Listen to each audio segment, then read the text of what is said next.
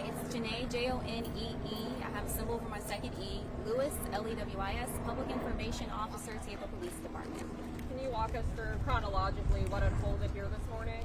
Sure thing. So, of course, it's still very early in the investigation, and I'll give you updates as they come in, but this is what we know at this point. Around 10:30 this morning, there were 3 shot spotter alerts heard, followed by at least 2 911 calls. At 10:32, the first units arrived to the scene. Immediately, officers as well as community members started performing CPR and doing everything in their power to save the 2 victims that were located here on the scene.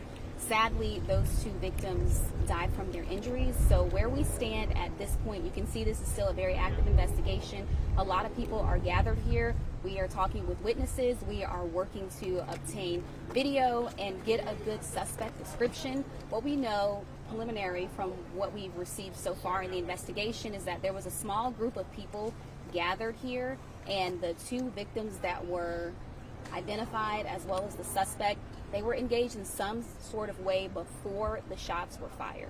So everyone involved, as we know at this point, is an adult. The 2 deceased, 1 male, 1 female. And can you speak to whether or not you think this was a random event? It doesn't appear that it was a random, but any act of violence in the community is definitely concerning. I mean, there are friends, community members, people that live here that want to know what's going on and are concerned, and we're concerned as well. Have people been helpful in, giving you info, helping you kind of identify a specific suspect? Very helpful. We've been talking with witnesses. They've been sharing what they know, pointing us to any potential available video. So that's where we're at this point, is working this area, gathering as much information as we can. Was there surveillance video from these businesses here that you guys were able to get? Working with the owners here to try to identify that, and if it was available to us. And with this being a main roadway, what's the timeline you expect on this staying closed? I do anticipate that it'll be closed for a while, given just the nature of the investigation, and we want to make sure that we're able to get everything that we need. 1 suspect identified, not in custody. Is there a potential for We're working to identify, get a good suspect description. We know of 1 suspect.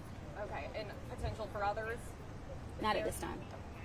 If you could just one more time kind of just speak to, this was clearly multiple people were here. Anyone really could have been here. This is the middle of the day. How much danger could this have put people in? And, especially it sounds like officers arrived within, literal minutes.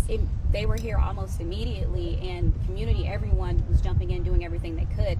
This is not something anyone wants to ever see in their community 10:30 in the morning. No one wants to, it's noon, no one wants to come around and see a crime scene in their community. So it's unfortunate that this happened. We're definitely thinking of the victims, we're thinking of their families, we're thinking of all of the people that live here, and of course our goal is to figure out what happened, the person responsible, and get justice.